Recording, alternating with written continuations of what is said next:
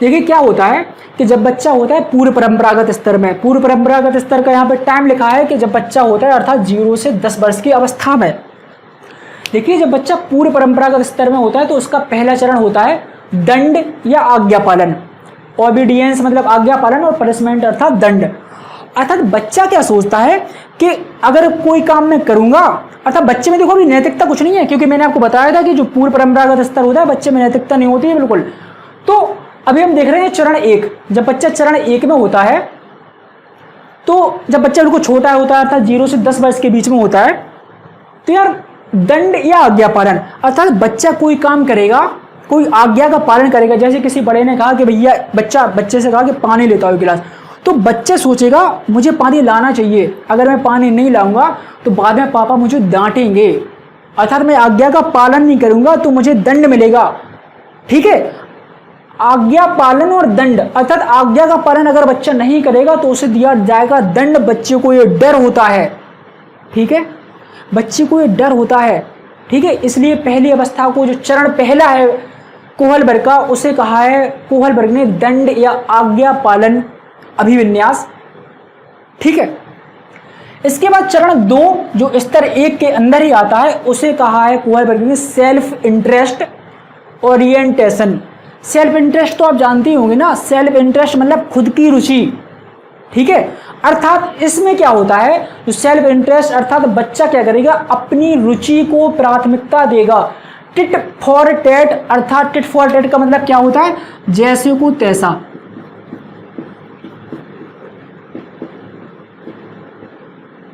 ठीक है, इस अवस्था में जब बच्चा होता है, इस चरण में बच्चा होता है, तो बच्चा क्या सोचता है, अर्थात जब बच्चा पहुंच गया 7 से लेकर 10 वर्ष के बीच में, तो यार बच्चा क्या सोचता है, बच्चा सेल्फ इंटरेस्ट के बारे में सोचता है, बच्चा सोचता है अपनी रुचि के बारे में। अर्थात बच्चा ये सोचता है कि मुझे कोई चीज मेरा काम बन जाए बस। ठीक है, जैसे छोटे बच्चे होते ना, बच्चे सोचते, जैसे तुमने छोटे बच्चे को रुपए दिए, ठीक है, 10 रुपए 10 रुपए दिए तुमने, जैसे ही बच्चा लेगा तुरंत भाग जाएगा। बच्चा फिर ये नहीं सोचेगा कि भैया 10 रुपए दिए, कुछ सुन तो लो, कुछ काम वाम की कह रहा है, वो तो सुन लो, 10 रुपए तो तुमने लिए। तो बच्चा क्या करेगा, बच्चा देता है सेल्फ इंटरेस्ट, अर्थात बच्चा देगा अपनी रुचि को प्राथमिकता। बच्चा ये सोच रहा है वहां काम बन जाए। ठीक है, अर्थात इसमें क्या होगा, बच्चा जैसे को तैसा, अर्थात टिट फॉर टैट, अर्थात बच्चे के साथ आप जैसा, फिर बच्चा ये सोचेगा अर्थात जैसा तुमने मेरे साथ किया, अर्थात बच्चा अपने बारे में ज्यादा सोचता है। जब बच्चा होता है कोहलबर्ग के चरण 2 में, बच्चा ये सोचता है कि तुम जैसा मेरे साथ करोगे व्यवहार, वैसे ही करूंगा मैं तुम्हारे साथ व्यवहार। ठीक है, अगर तुमने मेरे साथ गलत किया तो फिर मैं तुम्हारे साथ गलत करूंगा। ठीक है, अगर तुमने पेन की इंक मेरी शर्ट पे डाल दी तो मैं भी स्कूल में तुम्हारी शर्ट पे इंक डालूंगा। समझ रहे ना, टिट फॉर टैट, अर्थात जैसे को तैसा, अर्थात तुमने जैसा मेरे साथ किया मैं वैसा करूंगा तुम्हारे साथ। जब ये अवस्था होती है बच्चे में, अर्थात टिट फॉर टैट वाली, अर्थात बच्चा अपनी रुचि को प्राथमिकता देगा, बच्चा सोचेगा जिसमें मेरा इंटरेस्ट है मैं वो काम करूंगा। ये अवस्था कहलाती है चरण 2 की सेल्फ इंटरेस्ट ओरिएंटेशन। अर्थात सेल्फ इंटरेस्ट मतलब खुद को इंटरेस्ट, खुद के बारे में सोचना ज्यादा।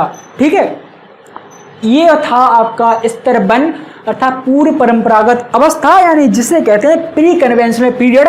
इस टाइम में बच्चे में खुद की नैतिकता नहीं होती है, खुद की नैतिकता अर्थात नैतिकता बिल्कुल शून्य होती है, अर्थात खुद से दिमाग नहीं लगाता है बच्चा सोचता है जैसे उसे बातें बता दी गई उसके घर में, बस वो वैसी नैतिकता लगाता है।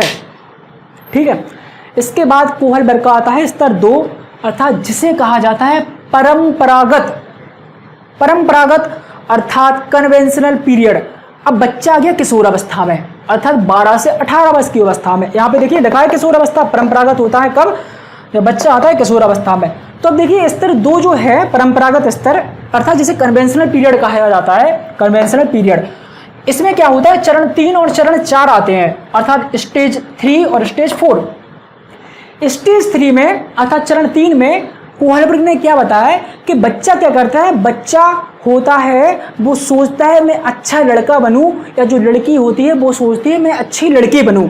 अच्छा लड़का और अच्छी लड़की यानी गुड बॉय और गुड गर्ल का मतलब क्या होता है, कोहलबर्ग ने ये बताया कि जो छोटे बच्चे होते हैं, छोटे बच्चे ये सोचते हैं, जब बच्चे अर्थात 12 से 18 वर्ष की उम्र में होते हैं तो बच्चे ये सोचते हैं कि यार मैं कुछ ऐसा काम करूं जिससे मेरी शाबाशी हो, मुझे तारीफें मिले, मेरे पेरेंट्स मुझ पर प्राउड फील करें, रिलेटिव्स के यहाँ पे जाऊँ तो भैया तारीफें हो, मेरी तारीफें हो कि अरे यार तुम तो बहुत कुछ जानते हो, तुम्हें तो पूरे टेबल्स आते हैं, तुम्हें तो सब कुछ आता है। तो बच्चा सोचता है बच्चा सोचता है मैं अच्छा दिखूं। बच्चा क्या करता है, बच्चा सोचता है मैं ऐसे काम करूं जिससे मेरी तारीफें हो, समझ रहे हैं, मुझे शाबाशी मिले, मैं अपने माता पिता का काम करूं। मेरे पापा ने कहा एक गिलास पानी लाओ तो मैं तुरंत लेके पहुंच गया, या जब रिलेटिव्स आए तो मैं तुरंत उनके पैर छूने लगा, तो रिलेटिव्स कहेंगे बहुत अच्छा बच्चा है आपका, बहुत अच्छा बच्चा है। ये लड़कियां जैसे ये कोई आया नमस्ते नमस्ते अंकल, नमस्ते आंटी, ठीक है, ऐसे टाइप के जब बिहेव करेंगे तो बदले में उन्हें क्या मिलेगा, जिस व्यक्ति से उन्होंने नमस्ते किए लड़कियों ने या लड़के ने पैर छुए, तो जो दूसरे व्यक्ति उन्हें उन बच्चों से कहेंगे बहुत अच्छे या शाबाशी देंगे, उनकी तारीफें करेंगे। तो जब चरण 3 में बच्चा होता है तो बच्चे सोचते हैं कि मैं अच्छा लड़का बनने की कोशिश करूं, या जो लड़कियां होती हैं कि मुझसे लोग कहें कि तुम अच्छी लड़की हो, लड़का सोचता है कि मुझसे लोग कहें तुम अच्छे लड़के हो, अर्थात बच्चे सोचते हैं मेरी तारीफें हो। ये होता है कोहल वर्ग का तीसरा चरण, ठीक है। इसके बाद कोहल वर्ग का आता है चरण 4, अर्थात जिसे कहा जाता है लॉ एंड ऑर्डर ओरिएंटेशन, ठीक है, हिंदी में कहा जाता है नियम कानून अभिविन्यास, नियम कानून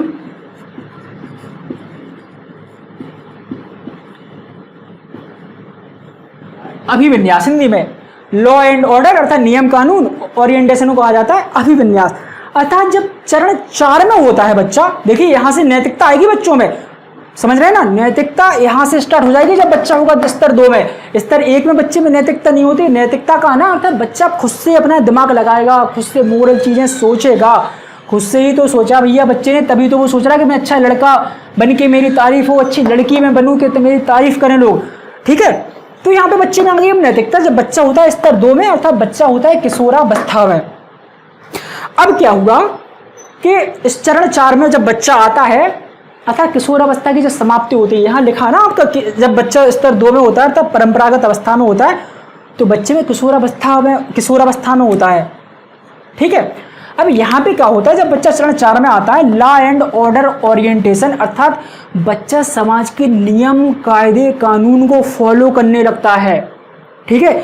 बच्चा सोचता है कि उस समाज में नियम बनाए गए, कायदे बनाए गए, कानून बनाए गए, लॉ एंड ऑर्डर अर्थात जो लॉ बनाए गए वो सबके लिए समान है, वो जरूरी है, उन्हें हमें फॉलो करना है। अगर हम उन्हें फॉलो नहीं करेंगे तो हम समाज के विपरीत जा रहे, हम समाज का उल्लंघन कर रहे, समझ रहे ना आप। तो बच्चा इसमें क्या करेगा, जब चरण 4 में आ जाएगा तो बच्चा समाज के नियम कायदे कानून को फॉलो करने लगेगा, ठीक है। उसे पता चलेगा कौन सी चीजें गलत हैं, अगर हम गलत काम करेंगे तो हमें गलत काम नहीं करना है, वो समाज के नियम कायदे कानून को मानेगा। ये होता है आपका स्तर 2 समाप्त। इसके बाद आता है स्तर 3 अर्थात परंपरागत, इसमें आएंगे आपके चरण 5 और चरण 6। देखिए परंपरागत स्तर में क्या होता है, अर्थात पोस्ट कन्वेंशनल पीरियड में, परंपरागत को कहा जाता है पोस्ट कन्वेंशनल। तो यार जब बच्चा बन जाता है यहाँ पे क्या बिल्कुल वयस्क, अर्थात एडल्टहुड का मतलब आदमी बन गया, अब हो गया वो 40 साल के ऊपर उम्र हो गई उसकी, 40 के ऊपर। तो जो परंपरागत स्तर है ना, अर्थात स्तर 3, ये हर व्यक्ति नहीं पा पाता है। हर व्यक्ति की इतनी भैया हिम्मत मान लो चाहे औकात इतनी है ही नहीं। ये कोई आम लोगों की चीजें नहीं है कि जो चरण 5 में और चरण 6 में क्वालिटी, चरण 5 और चरण 6 वाली क्वालिटी उसमें आ सके।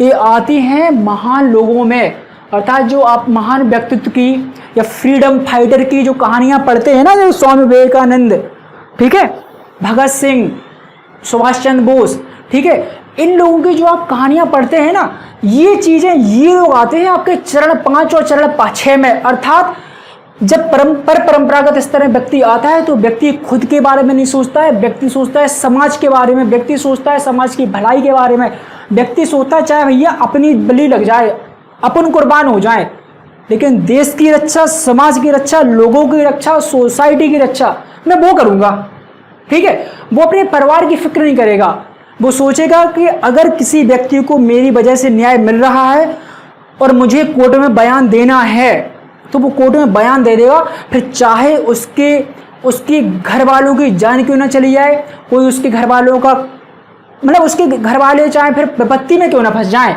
क्योंकि व्यक्ति ने कोर्ट में वो दे देना बयान, तो दूसरा व्यक्ति जो उसके विरोध में होगा तो उसको चाहे उसे अपने घर वालों की चिंता नहीं होगी, वो करेगा न्याय की बात, वो चलेगा समाज से अलग, वो रूढ़ बद्धताओं से हट जाएगा, पुरानी परंपराओं से हट जाएगा, बहुत आगे निकल जाएगा।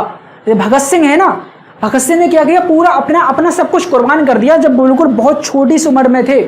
ठीक है, उन्हें नहीं हुई अपनी फिक्र, उन्होंने अपनी खुशियां त्यागी, उन्होंने त्यागा अपना परिवार, वो आए, वो फ्रीडम फाइटर स्वतंत्रता सेनानी बने और अपने घर को त्याग कर पूरा अपना जो जीवन था बहुत कम उम्र में देश के लिए कुर्बान कर दिया। तो जो ऐसे लोग होते हैं वो आते हैं परंपरागत स्तर में, अब परंपरागत स्तर में। अब आप सोचिए क्या इस स्तर तक पहुंचना या चरण 5 और चरण 6 तक पहुंचना क्या आसान काम होता है? ये नहीं होता है आसान काम। ठीक है, देखिए अब चरण 5 और चरण 6 में डिफरेंस, अर्थात चरण 5 और चरण 6 में अंतर है क्या? चरण 5 को इंग्लिश में कहा जाता है सोशल कॉन्ट्रैक्ट ओरिएंटेशन, अर्थात हिंदी में कहा जाता है इसे सामाजिक अनुबंध व्यक्तिगत अधिकार। अर्थात चरण 5 में क्या होता है कि जो व्यक्ति होता है ना, देखो चरण 5 में क्या था, चरण 4 में क्या था कि जो व्यक्ति होता है वो समाज के लॉ एंड ऑर्डर को मानता है, अर्थात समाज के नियम कायदे कानून को मानता है। ठीक है, कि मतलब समाज में जैसे नियम कायदे कानून बना दिए गए उसे मैं मानूंगा। ठीक है, जैसे नॉर्थ कोरिया में रह रहे हैं आप, ठीक है, अब नॉर्थ कोरिया में रह रहे हैं तो उस वहां पे लोकतंत्र नहीं है भैया अच्छी तरह से, तो वहां पे जैसे नियम कायदे कानून बन गए आप उन्हें मान रहे। ठीक है, तो आप हैं चरण 4 में। ठीक है, सपोज आप मान लीजिए आप नॉर्थ कोरिया में रह रहे हैं तो आप जैसे लॉ एंड ऑर्डर वहां पे बनाए गए हैं आप उन्हें मान रहे हैं। ठीक है, लेकिन अगर आप नॉर्थ कोरिया में रह रहे हैं और जो समाज वहां पे नियम कायदे कानून बनाए गए हैं लेकिन अगर वो गलत हैं, भले ही वो कानून है लेकिन अगर वो गलत हैं तो आप उनके प्रति आवाज उठा रहे हैं, आप कह रहे हैं कि ये चीजें गलत हैं, भले ये कानून है लेकिन ये कानून गलत है, इसको हटाया जाए। ठीक है, जैसे अभी एनसीसी एनपीए एनसीसी लागू हो गया था एनपीए लागू जब हो रहा था, एनआरसी लागू हो रही थी जब, तो यार देखो कितने लोगों ने विरोध किया।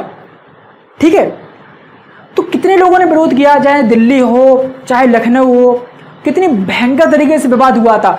तो लोगों ने सोचा कि भले ही ये नियम वो बिल पास हो गया था चाहे कुछ पास हो गया था, तो लोगों ने सोचा, एक पर्टिकुलर ग्रुप ने सोचा कि भैया ये जो नियम कायदे कानून भले ही सरकार ने बना दिए हैं लेकिन ये गलत है, ये हमारी भावनाओं को ठेस पहुंचा रहे हैं।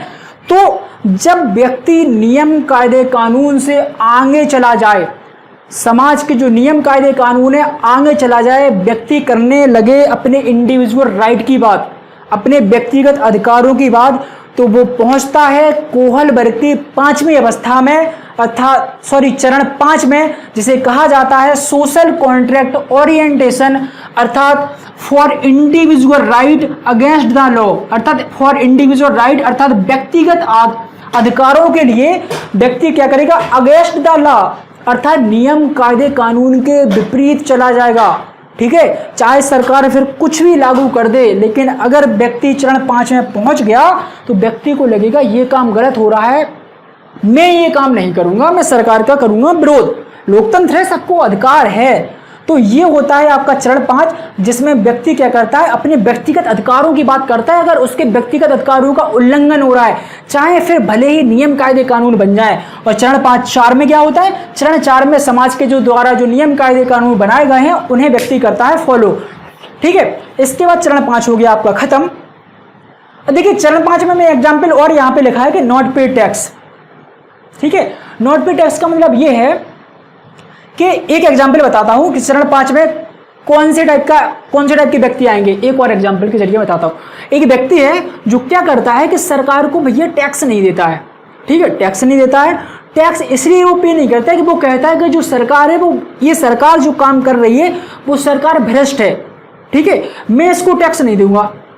ठीक है, अर्थात आप देख रहे हैं ना कि व्यक्ति समाज के नियम कायदे कानून से ऊपर जा रहा, व्यक्ति कर रहा व्यक्तिगत अधिकारों की बात। ठीक है, व्यक्ति कर रहा व्यक्तिगत अधिकारों की बात कि ये सरकार है, जो ये सरकार भ्रष्ट है, ये भ्रष्ट काम कर रही है। जब भ्रष्ट काम कर रही है तो यार मैं टैक्स पे क्यों करूं? अर्थात जैसे मेरी लाइट नहीं आ रही, ठीक है, मेरी लाइट हर बार काट ली जाती है, मेरा पावर, मेरा फेस चला जाता है हर बार, फिर भी भैया जो बिल आ रहा वो आ रहा 1500 रुपए, 2000, 2500, 3000, उतना मैं उतनी इलेक्ट्रिसिटी में यूज भी नहीं कर पा रहा। ठीक है, ना तो मेरी चल पाई रात में कुछ भी, इलेक्ट्रिसिटी बार बार चला जा रहा फेस। देखो भले मैं लाइट में तो हूँ, पावर हाउस में हूँ नहीं, ठीक है, तो यार क्या हुआ कि मेरी लाइट बार बार चली जा रही, उसके बाद भी बिल आ रहा मेरा हाई लाइट का। तो यार मैं क्या करूंगा? सरकार को मैंने कह दिया मैं नहीं करूंगा टैक्स, मुझे ले जाना है जेल में ले जाओ, मैं नहीं करूंगा पर टैक्स पे। ठीक है, तो ये वो कंडीशन हो गई कि जब चरण आप 5 में होंगे कि आप व्यक्तिगत अधिकारों की बात करेंगे, यहाँ लिखा व्यक्तिगत अधिकार, कि आप व्यक्तिगत अधिकारों के बारे में बात करेंगे, आप समाज से ऊपर चले जाएंगे। अर्थात जो नियम कायदे कानून सरकार ने बनाए हैं, जैसे सरकार ने नियम कायदे कानून पर क्या बनाया कि व्यक्ति लाइट का जितना बिल आएगा वो आप पे करेंगे, लेकिन आप जब चरण 5 में होंगे कोहल वर्ग के, तो आप क्या करेंगे? उन परंपराओं से, उन धारणाओं से आगे चले जाएंगे और आप कहेंगे मैं नहीं करूंगा बिल पे, क्योंकि आप भ्रष्ट है ये सरकार, मेरा उतना बिल नहीं आ रहा, फिर भी तो आप आवाज उठाएंगे। ये जो आवाज उठाने का काम है व्यक्तिगत अधिकारों के लिए, ये आता है कोहल वर्ग के चरण 5 में। ठीक है, इसके बाद आया चरण 6। दुनिया में मुश्किल से 1% व्यक्ति ही चरण 6 में पहुंच पाते हैं। ठीक है, चरण 6 का मतलब, चरण 6 को कहते हैं यूनिवर्सल इथिकल प्रिंसिपल। यूनिवर्सल का मतलब सार्वभौमिक, इथिकल का मतलब नीति या नैतिक, प्रिंसिपल का मतलब सिद्धांत। अर्थात यूनिवर्सल इथिकल प्रिंसिपल, यानी इसमें क्या होगा? चरण 6 में कहा ना मैंने आपसे कि दुनिया के 1% व्यक्ति ही इसमें पहुंच पाते हैं चरण 6 में। अर्थात ये वही स्थिति है सुभाष चंद्र बोस बनने वाली, स्वामी विवेकानंद वाली, महात्मा बुद्ध बनने वाली। अर्थात जो व्यक्ति, महात्मा बुद्ध, जो 29 या 30 वर्ष की अवस्था में अपने घर को त्याग देता है ज्ञान की प्राप्ति के लिए और समाज को एक नई दिशा प्रदान करना चाहता है, उसके लिए ना उसका घर इंपॉर्टेंट है, ना उनकी खुशी उनके लिए खुद के लिए इंपॉर्टेंट है। वो करना चाहते हैं देश की भलाई, समाज की भलाई, मोह माया से विरक्त हो चुके हैं। ठीक है, ऐसे लोग आएंगे आपके चरण 6 में सार्वभौमिक नीति सम्मत सिद्धांत में। अर्थात वो अपनी जान की बाजी लगा देंगे समाज के लिए। जो फ्रीडम फाइटर, स्वतंत्रता सेनानी है, भगत सिंह टाइप के लोग, ठीक है, सुभाष चंद्र बोस टाइप के लोग, महात्मा गांधी टाइप के लोग, वो सब आएंगे आपके चरण 6 में। अर्थात जब आप समाज से बिल्कुल अलग चले जाएं, ठीक है, जब आप नीतियों के सभी रूढ़ बद्धताओं के बिल्कुल विपरीत चले जाएं, आपको पता है मुझे समाज से कुछ लेना देना नहीं है, मैं समाज की भलाई के लिए काम करूंगा, चाहे फिर मेरी बुराई हो, मेरी कुछ भी हो, मेरी जान चली जाए, जान जाती है तो चली जाए, लेकिन मैं करूंगा समाज की भलाई, समाज के लोगों के हित के बारे में कार्य। ठीक है, जैसे इसमें क्या आता है चरण 6 में, एक एग्जाम्पल बताता हूं आपको, सीटेट में 1-2 बार पूछा जा चुका है। विक्रम बत्रा एक सैनिक अफसर हैं। ठीक है, तो विक्रम बत्रा एक सैनिक अफसर का नाम है।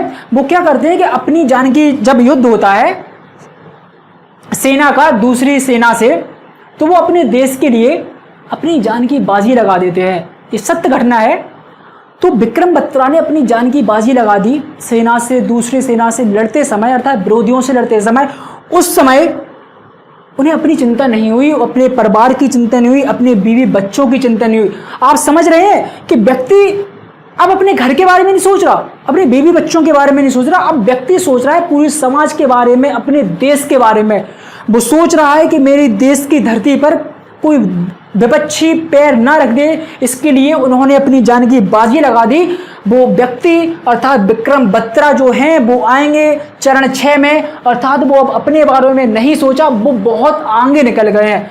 मैंने कहा ना आपसे कि जो कोहल वर्ग की जो 6वां चरण है उसमें आएंगे बिल्कुल लिमिटेड आदमी, बहुत कम व्यक्ति आ पाते हैं इसमें। आप बताइए कि आप बन पाएंगे विक्रम बत्रा? नहीं बन पाएंगे। आप यहीं तक पहुंच जाए चरण 4 तक, आप में अच्छे लड़का और अच्छी लड़की बन ही आए, यही आपके लिए बहुत है। आप चरण 3 तक ही पहुंच जाएं, वही बहुत है। चरण 4, 5, 6 ये बहुत आगे की बात है, ये तो आप सोचना भी मत। ठीक है, चरण 6 कोई आसान काम नहीं होता है, इसमें देनी पड़ती है खुद की बलि, खुद का बलिदान करना पड़ता है देश के लिए, समाज के लिए, लोगों के लिए, सोसाइटी के लिए। ठीक है, ये तब की अवस्था होती है। गॉड यहां पे होती है आपकी कोहल वर्ग के जो सिद्धांत है वो पूरा खत्म।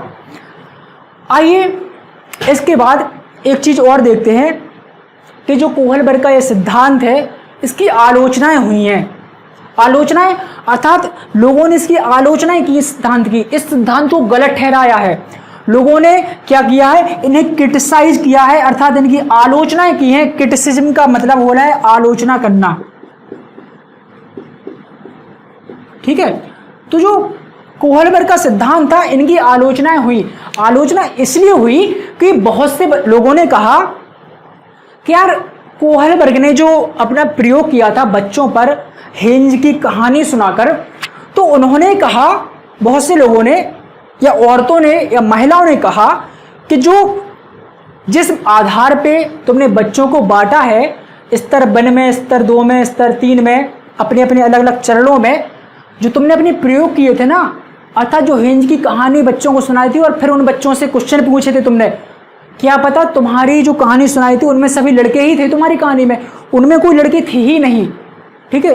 ये बात सही है कि जो कोहलबर्ग थे, जितने लड़कों उन्होंने जितना जो प्रयोग किया था, अर्थात जो कहानी सुनाई थी हेंज वाली, धर्म संकट वाली बच्चों से, और फिर बच्चों से क्वेश्चन पूछे थे, तो लोगों ने ये आरोप लगाया कोहलबर्ग पर कि आपने ये प्रयोग लड़कियों पर नहीं किया।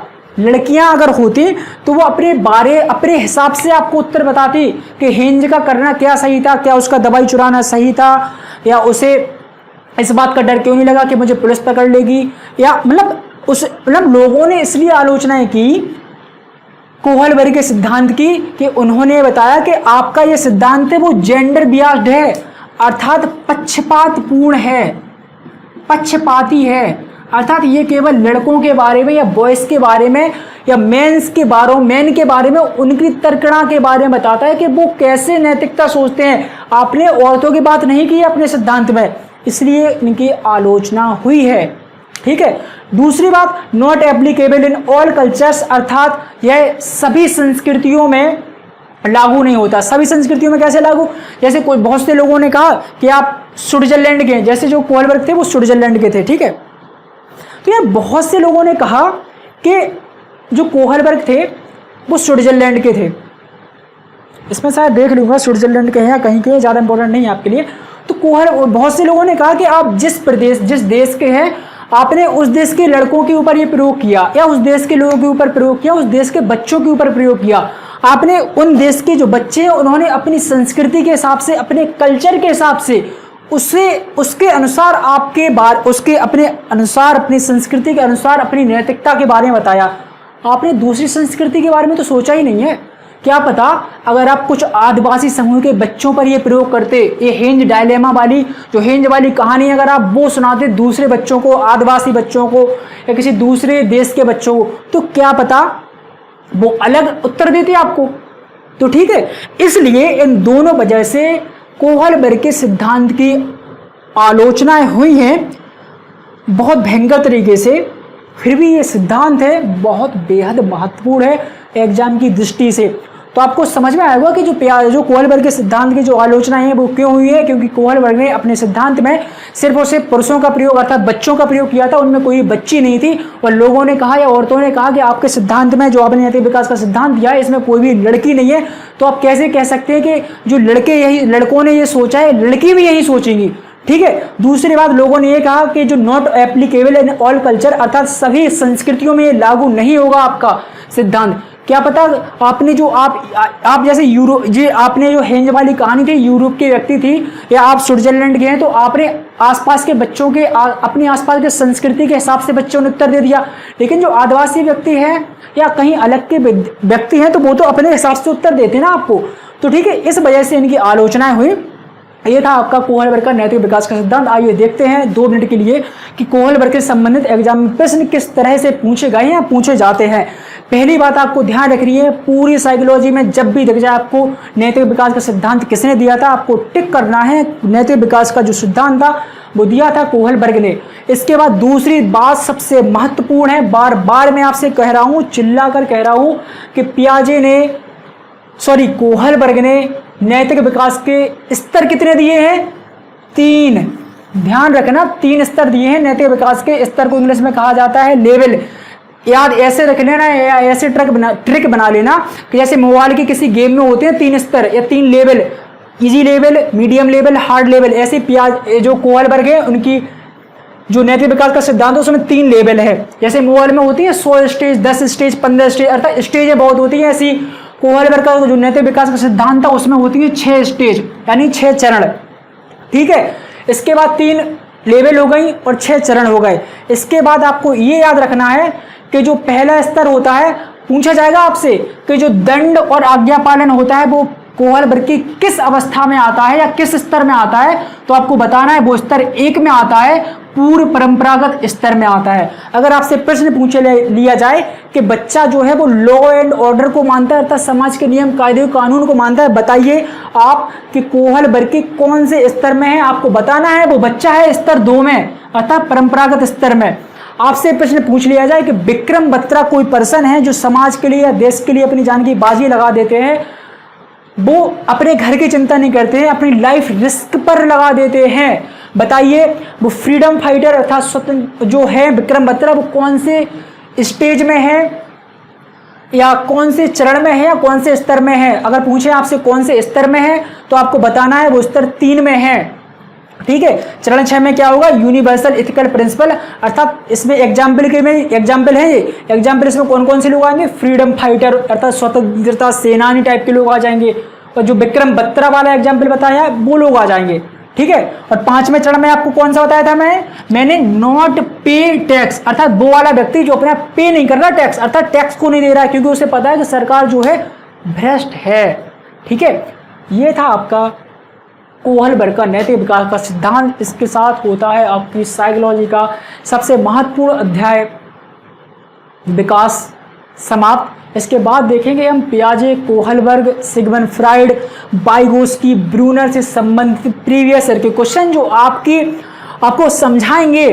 कम से कम क्वेश्चन मैं बहुत करवाऊंगा आपको कि आपको इन जो थ्योरी हैं जो आपने पढ़ी हैं 5 से 6, 6 से 7, तो 5-6 थ्योरी ये आपको बताएंगे कि साइकोलॉजी में इनसे संबंधित प्रीवियस ईयर में विभिन्न टीचिंग एग्जामों को ऐसे क्वेश्चन पूछे गए हैं जो डालेंगे आपकी तैयारी पे एक खासा असर और आपका रिवीजन करवाएंगे इस पूरे चैप्टर के लिए। तब तक के लिए धन्यवाद, थैंक यू, बाय।